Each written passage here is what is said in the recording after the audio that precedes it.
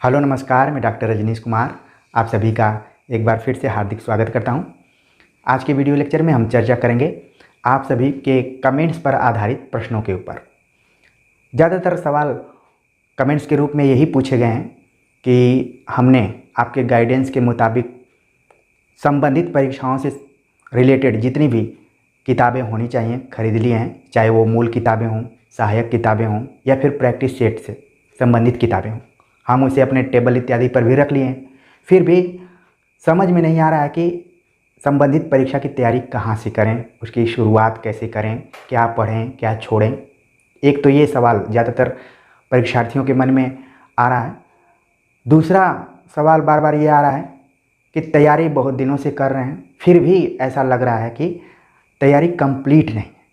ये दोनों ऐसे सवाल हैं जिनका मुकाबला परीक्षार्थियों से लगातार होता रहता है। आप देखेंगे कि जब से आप फॉर्म भरेंगे तब से एग्ज़ाम डेट आने तक और रिजल्ट आने तक लगातार इन सवालों से आप जूझते रहेंगे और हमेशा नई समस्या कोई ना कोई आपके सामने आती रहेगी। तो इसमें बहुत घबराने की बात नहीं है। अपने स्वास्थ्य को ठीक रखना है, धैर्य रखना है, सारी चीज़ें अच्छी होंगी। जब आप सभी यहाँ तक पहुँचे हैं तो मुझे पूरी उम्मीद है कि आप अपने जीवन में जो कुछ चाहते हैं वो कंप्लीट होगा। अगर हम पढ़ाई की बात करें तो पढ़ाई सही मायने में धैर्य की परीक्षा लेती है। इसके अलावा इसको तपस्या के रूप में भी देखा जाता है।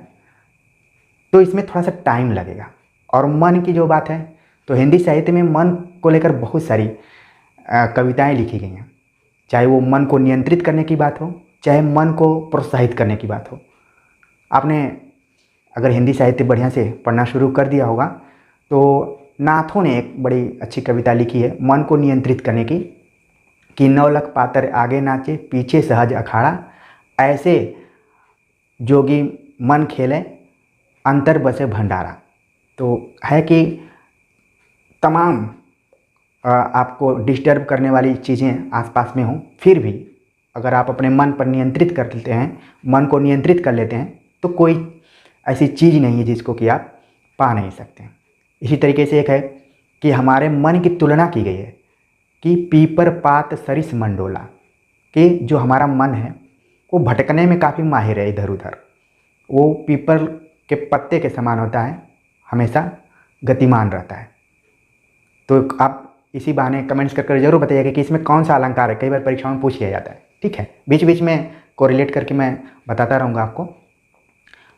और राम की शक्ति पूजा, जब आप परेशान हों, हताश निराश हों, तो कुछ किताबों को छोड़कर, जिस पर कि मैं अभी बात करूंगा, आप मूल टेक्स्ट को पढ़िए जिसमें कि राम की शक्ति पूजा ज़रूर आप अपने पास रखिए, जिसमें कि शक्ति की करो मौलिक कल्पना, होगी जय होगी हे चिर पुरुषोत्तम नवीन। इस टाइप से हतोत्साहित नहीं होना है, क्योंकि आप परीक्षाओं में जा रहे हैं तो लेट सवेर आपको सफलता मिलेगी ही मिलेगी। मुझे मालूम है कि परेशान होने का 2 कारण मैं देखता हूँ जिसको कि मैंने खुद अनुभव किया है और आप सभी जुड़े हैं तो कुछ न कुछ ऐसी अनुभूतियाँ होंगी, एक दूसरे से मिलती होंगी, तभी आप लोग जुड़े हैं।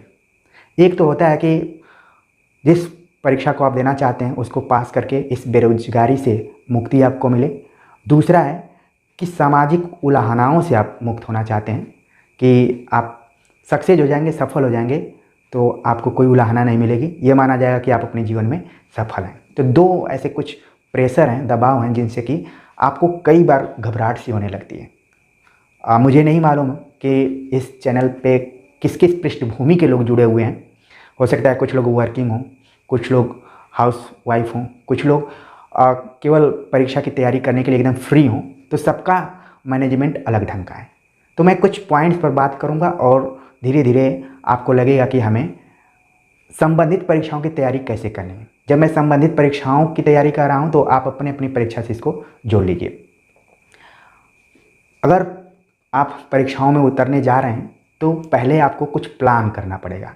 ठीक है, उस प्लानिंग के बारे में मैं बात करूंगा, जिसको कि मैं शॉर्ट में लिख रहा हूं स्टडी प्लान। स्टडी प्लान में पहला है, ठीक है, कि आपको टाइम टेबल बनाना है और ये टाइम टेबल आप अपने अनुसार बनाएंगे, किसी की नकल नहीं करना है। आप अपने परिस्थिति के अनुसार, अपने क्षमता के अनुसार टाइम टेबल बनाएंगे। ठीक है, 3 से 4 घंटे का वो टाइम टेबल हो सकता है, जितने देर में आप बहुत अच्छे से पढ़ें। ऐसा नहीं है कि आप किताब खोले हुए हैं और आपको दिमाग में कुछ नहीं समझ में आ रहा है कि क्या करें क्या नहीं करें। तो अपने क्षमता के अनुसार, ठीक है, जितनी लंबी चादर हो ढकने की उतना ही करिए। ठीक है। दूसरा जो यहाँ पर है कि आपको मूल किताबें आपने खरीदी ही होंगी, मूल पुस्तकें। अगर हिंदी साहित्य की मैं बात करूँ तो हिंदी साहित्य का इतिहास, काव्य शास्त्र, भाषा विज्ञान, हिंदी व्याकरण, संस्कृत साहित्य की जो भी महत्वपूर्ण किताबें हैं जिनके बारे में हमने पहले चर्चा कर लिया है, उनको खरीद लिए होंगे। आपके साथ समस्या ये आ रही होगी कि इन मूल किताबों का अध्ययन कैसे करें, कहाँ से शुरुआत करें, या फिर किताबों को पढ़ें कैसे। कुछ बच्चों ने ये भी कमेंट्स किया था कि कैसे किताबों को पढ़ें, नोट्स कैसे बनाएं। तो आप जानते हैं कि मूल किताबें पढ़ना एक तरीके से बड़ा ही श्रमसाध्य काम है। ठीक है, अक्सर लोग भागते हैं इन किताबों को पढ़ने से। इनको कई परीक्षार्थियों को ये लगता है कि कोई ऐसा शार्ट नोट्स मिल जाए या फिर कोई ऐसी बुक मिल जाए कि उसको पढ़ने से ही काम हो जाए। तो मार्केट में बहुत सारी किताबें हैं जिनसे कि काम हो सकता है, लेकिन वो आपको कुपमंड बना देंगे और जो आपके मन में संदेह रहेगा, आपका जो आत्मविश्वास है वो मजबूत नहीं होगा बल्कि कमज़ोर होता जाएगा कि हमने मूल किताबों को नहीं पढ़ा है।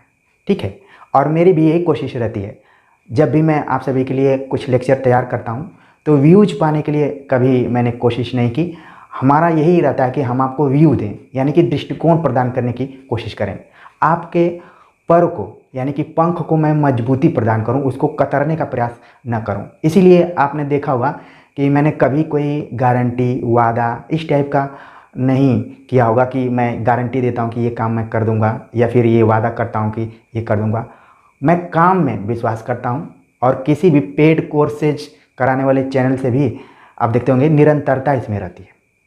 तो आपको भी टाइम टेबल बनाकर निरंतर ढंग से पढ़ाई करना है। आपको जब सफलता मिलेगी तो आप कभी नहीं कह सकते हैं कि मैंने फला 2 महीने में इसकी तैयारी की। वो सफलता की तैयारी में कितने जो समय लगे थे, पिछले साल का काम में आ गया कि पिछले 10 महीने से जो हल्का फुल्का पढ़ रहे थे वो काम में आया कि 2 महीने का काम में आया। कई बार क्या होता है कि आप पढ़ाई करने जाते हैं और परीक्षाओं में जाते हैं तो पुराना जो आप अध्ययन किए रहते हैं वो बहुत काम में आता है। ठीक है, तो कंटिन्यूटी जरूर रखिए टाइम टेबल बनाकर। और इन मूल किताबों को हो सकता है कि आप पढ़ते समय थोड़ा सा परेशान हो रहे हों। जब शुरू में आप पढ़ते हैं, मान लीजिए आप आचार्य रामचंद्र शुक्ल की हिंदी साहित्य का इतिहास पढ़ रहे हैं उनका, तो आपको लगेगा कि हर लाइन इम्पोर्टेंट है, उसमें तथा और वह यही सब छूटता होगा, बाकी पता चले कि आपको हर लाइन ही इम्पोर्टेंट लग रही है। तो पहली बार आप उसको केवल देखने के लिए पढ़िए कि इस पुस्तक में कौन चीज़ कहाँ पर लिखी गई है। ठीक है, दूसरी बार जब आप पढ़ने जाइए तो जो मेन पॉइंट्स आपको लग रहा है कि ये मेन है तो उसको आप अंडरलाइन करिए। ठीक है, कुछ आप रजिस्टर बना कर रखिए जिस पे कि नोट करते जाइए। कोई ज़रूरी नहीं है कि आप मतलब कि जब मूल पुस्तक पढ़ना शुरू कीजिए तो लगातार मूल पुस्तक ही पढ़िए। आप उसके साथ सहायक पुस्तकों को रख सकते हैं। ठीक है, क्योंकि आप टाइम टेबल बनाए हुए हैं तो ऐसा तो है नहीं कि 3-4 घंटे इसी को पढ़ेंगे। आप अपने पढ़ाई में थोड़ा सा विविधता को रखेंगे। 40 से 45 मिनट एक टॉपिक को पढ़ेंगे, फिर थोड़ा सा गैप लेकर फिर 40 से 45 मिनट दूसरे टॉपिक को, जिसमें आपका इंटरेस्ट लगे, जिसमें लगे कि इसको मूल किताब से पढ़ना चाहिए और जिसको लगे कि हम इसको सहायक किताब से पढ़ सकते हैं तो उसको पढ़िए। ठीक है, और एक और आप रखे होंगे प्रैक्टिस सेट। ठीक है, प्रैक्टिस सेट जब आप रखते हैं तो जो भी किताब होगी, मैं किसी खास पर्टिकुलर प्रैक्टिस सेट की नहीं बात करूंगा, जितने भी प्रश्न बनाए गए रहते हैं वो एक अनुमान के तौर पर बनाए जाते हैं कि ऐसे सवाल परीक्षाओं में पूछे जा सकते हैं। कोई गारंटी नहीं है कि उसी में से आए।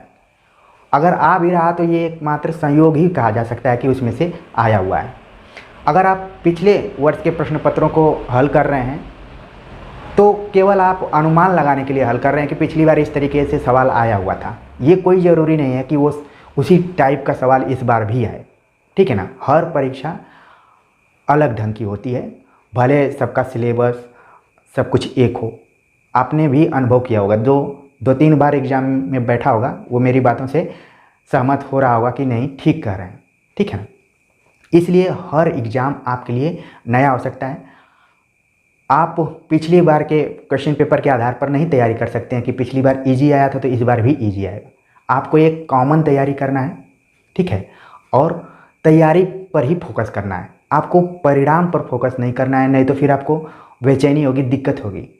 हो सकता है कि कई ऐसे विद्यार्थी यहाँ पर हों जो कि एक से अधिक बार परीक्षाओं में बैठ चुके होंगे और सफल होते होते असफल हो गए होंगे। तो कई बार जब वो अपना पुराना रिप्ले देखते हैं तो थोड़ा सा वो कांप जाते हैं कि पता नहीं इस बार हम सफल होंगे कि नहीं होंगे। तो थोड़ा हल्का फुल्का तो आप अपने इतिहास को याद करना ही चाहिए, क्योंकि इतिहास से कई चीज़ें सीखी जाती हैं। तो आप ये देखिए कि उसमें हमने कहाँ पर गलती की थी, कहाँ पर हमको सुधार करना है। अच्छा, कई बार क्या होता है कि पता नहीं चलता कि हम कहाँ पर गलती कर रहे हैं, तो उन छोटी छोटी चीज़ों पर मैं बात करूँगा। जैसा कि मैं बोल रहा था कि अगर मूल पुस्तकें आप पढ़ रहे हैं तो जो शुरुआत में आपको समझ में आ रहा है उसको अंडरलाइन कीजिए, उसको नोट कीजिए, ठीक है, और प्रेशर लेके उसको नहीं पढ़ना है।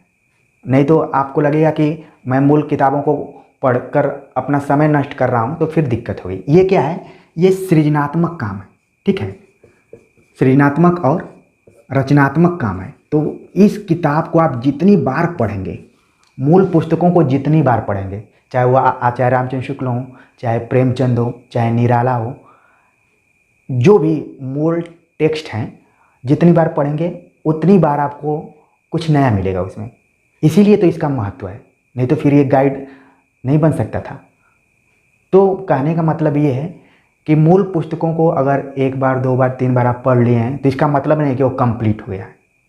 उनको बार बार आपको पढ़ना है और प्रेशर लेकर नहीं पढ़ना है कि इसको पढ़ रहे हैं तो हमारा समय ख़त्म हो रहा है, क्योंकि इसको पढ़ने से आपकी समझ विकसित होती है।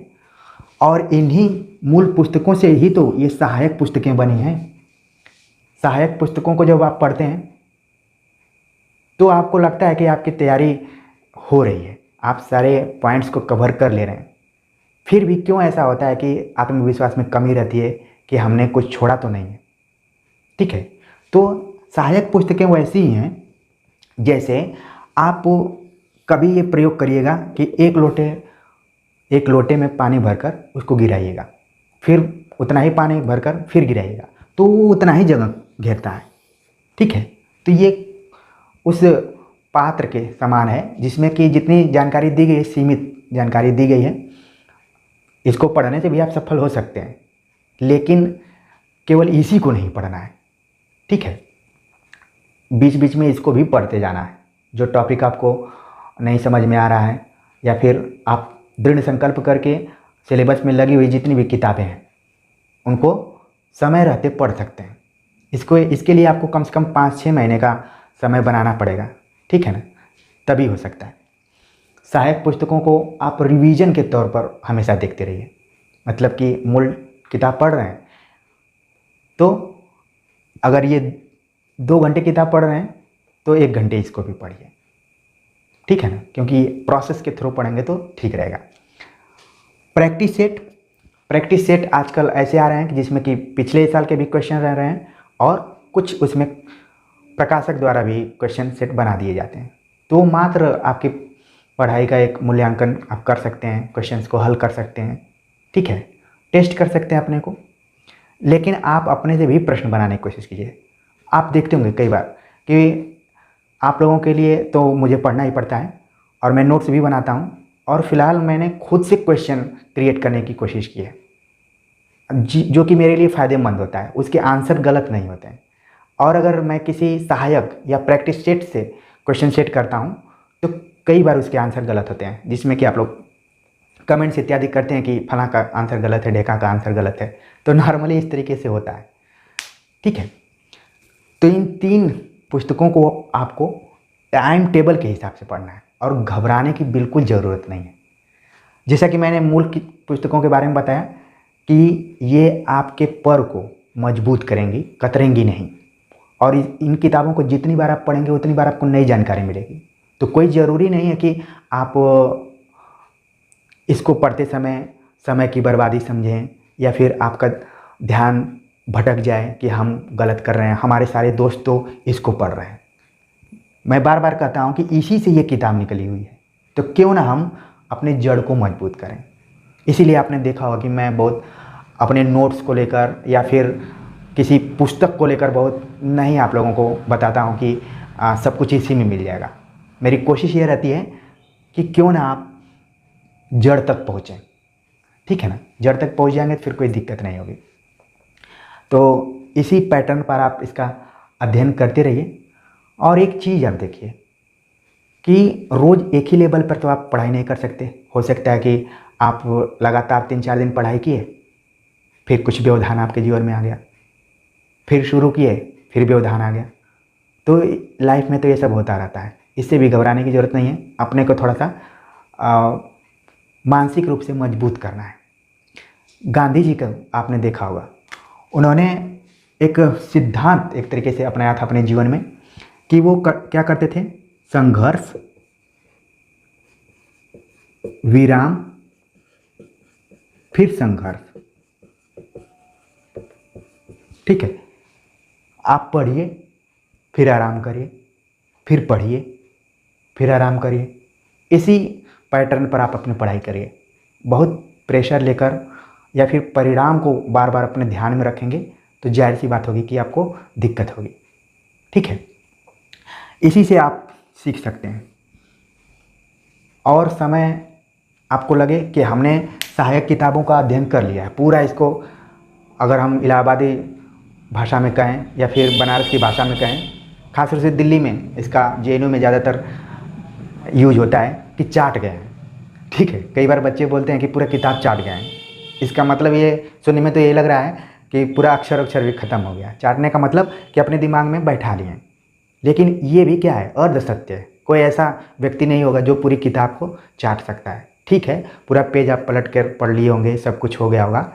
ठीक है ना, तो हमेशा आप अपने मन में एक स्पेस बनाए रखिए कि अभी हमें इस टॉपिक को पढ़ना है। कोई चीज़ कभी कंप्लीट नहीं होती है। एक मैं अपना आप सभी को उदाहरण दे रहा हूँ।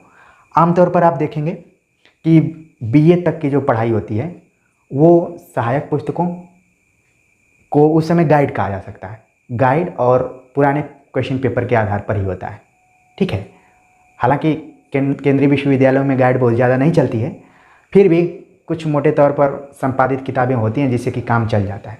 तो हमने भी बीए कुछ इसी तरीके से पढ़ा। बीएचयू से पुराने क्वेश्चन पेपर को लिया और अपना नोट्स बनाया। इसके बाद कुछ संपादित किताबें जो कि गाइड नुमा थी उनको पढ़ने की कोशिश की। हालांकि बीच बीच में आचार्य रामचंद्र शुक्ल या फिर अन्य आलोचकों का कोटेशन डाला करता था जिससे कि अच्छा अंक मिल जाए। उद्देश्य था कि अच्छा अंक मिल जाए, लेकिन कभी नॉलेज के लिए पढ़ने की कोशिश नहीं करता था। जब जेएनयू में एडमिशन हुआ तब मैं हिंदी साहित्य का इतिहास पहली बार विधिवत तरीके से पढ़ने की कोशिश किया और हमें एक टर्म पेपर मिला हुआ था। जो बच्चे जेएनयू में पढ़ रहे होंगे उनको पता होगा कि एक टर्म पेपर होता है, एक सेमिनार पेपर होता है। तो टर्म पेपर में आपको कुछ समय दिया जाता है, उसी समय में आपको जमा करना होता है लिखने के। तो मेरी आदत थी कि जैसे 12 तारीख को जमा करना है तो मैं 10 तारीख तक अपने सारे टर्म पेपर लिख लिया करता था, मतलब अपने को फ्री रखने के लिए कि 2 दिन पहले ही मैं लिख लेता था। अचानक जो क्वेश्चन मुझे मिला था आदिकाल की पृष्ठभूमि पर मुझे लिखना था और उसकी प्रवृत्तियों पर, मतलब एक ही क्वेश्चन में 2 प्रश्न मिले हुए थे। मैं लिख के बैठा हुआ था 2 दिन पहले ही। अचानक मैं गया गंगा ढाबा। आप जेएनयू में गंगा ढाबा है, काफ़ी फेमस रहा है, जहाँ पर लोग बैठकर गपशप भी करते हैं, चाय इत्यादि पीते हैं और बहुत वैचारिक बातें भी होती हैं। वहाँ पर गया तो मेरे कुछ क्लासमेट थे जो कि उस टॉपिक पर बातचीत कर रहे थे। तो मैं अपने टर्म पेपर को याद किया कि जिन जिन चीज़ों पर ये बात करें क्या मैंने अपने टर्म पेपर में उन चीज़ों को जोड़ा है। तो उसमें बहुत कमियां थीं, जबकि वो फाइनल मैं लिख चुका था। उसमें था कि आचार्य शुक्ल ने नाथ सिद्धों को साहित्य से बाहर रख दिया है और अमीर खुसरो विद्यापति को फुटकल खाते में रख दिया है। तो मैं जब उन दोस्तों के बीच ये सब बातें सुना तो मुझे लगा कि ये सारी चीज़ें तो मैं सोचा ही नहीं था कि आचार्य रामचंद्र शुक्ल नाथ सिद्धों के साहित्य को शुद्ध कोटि का साहित्य नहीं मानते हैं, उनको सांप्रदायिक शिक्षा के अंतर्गत रखते हैं, ठीक है। और बाहर मानना, वो ऐसा तर्क देते हैं कि इनको बाहर रख दिया जाए। और विद्यापति जैसे कवि को, जो कि हमें पढ़ना था मुख्य कवि के रूप में, जो कि पाठ्यक्रम में मुख्य कवि के रूप में है, लेकिन आचार्य शुक्ल के इतिहास ग्रंथ में वो फुटकल खाते में। तो मुझे मित्रों के माध्यम से ये एक नई जानकारी मिली कि इस तरीके से भी इतिहास को पढ़ना है क्या। फिर मैं गया, अपने टर्म पेपर को देखा तो बहुत सारी कमियां थीं। अब समय ऐसा आ गया था कि अगले दिन सुबह में मुझे जमा करना है, मतलब 10 बजे के आसपास में जमा करना था। तो मैंने क्या किया कि दोबारा हिंदी साहित्य का इतिहास, हिंदी साहित्य का दूसरा इतिहास संबंधित टॉपिक से पढ़ा, और मैंने निश्चित किया कि संपूर्णता यानी कि कंप्लीट आंसर मैं देने की कोशिश करूंगा, जिससे कि मैं खुद संतुष्ट रहूं। लिखा, लिखने की जो शुरुआत मैंने की थी, मुझे अभी तक याद है कि 2 बजे, रात में 2 बजे से लिखना शुरू किया और 6 बजे के आसपास में कंप्लीट हुआ। करीब 14-15 पेज लिखना था, ठीक है। टर्म पेपर थोड़ा सा लंबा चौड़ा होता है। मैंने लिखा, और जब मैं टर्म पेपर जमा किया तो मुझे क्लास में सबसे ज़्यादा मार्क्स मिला। और तब मुझे लगा कि कभी मेहनत करने से पीछे नहीं हटना चाहिए। अगर मैं ये मानकर चलता कि हमने तो लिख लिया है, अब जो होगा देखा जाएगा, आचार्य रामचंद्र शुक्ल नाथ सिद्धों को शुद्ध साहित्य के अंतर्गत नहीं रख रहे हैं, धार्मिक शिक्षा के ग्रंथ मानते हैं, तो क्या कोई दिक्कत नहीं है। विद्यापति फुटकल में है तो क्या दिक्कत है, मैंने नहीं लिखा है, जमा कर देता हूँ, कौन दोबारा लिखने जाएगा। लेकिन इसके स्थान पर मैंने लिखा और अच्छा नंबर मिला। तब से पढ़ने की कोशिश और लिखने की कोशिश दोनों करना शुरू किया, ठीक है। तो इस तरीके से आप अगर पढ़ाई कर रहे हैं तो आपके सामने हमेशा नई नई दृष्टियाँ आएंगी और नई नई समस्याएं आएंगी, मन नहीं लगेगा। लेकिन ये कुछ समय के लिए होता है, और मन जैसा कि आप जानते हैं कि उसको नियंत्रित भी नहीं कर सकते।